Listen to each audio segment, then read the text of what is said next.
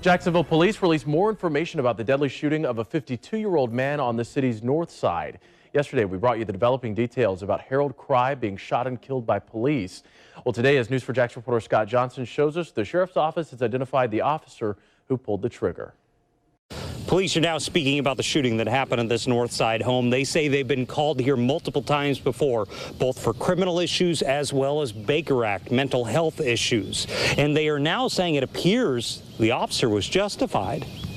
Police say both Harold Cry and his family called 911. Cry threatened suicide and claimed he had multiple weapons. When Officer R.W. Futch pulled up, JSO says it was only seconds before Cry moved toward him with his knife. The suspect's holding it in a fashion over his head, and he's advancing on the officer. It's not like a slow, casual walk or anything at all. He's charging towards the officer.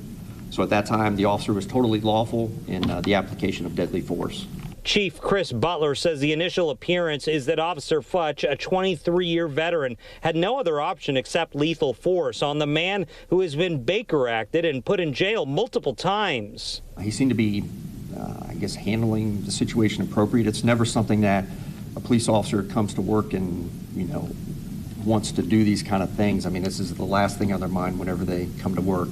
But Cry's family initially told News for Jax they weren't happy with JSO's actions and says Cry was mentally ill and could have been dealt with differently. They could have did other methods. They've dealt with Harold for years. All I wanted was some help with my son.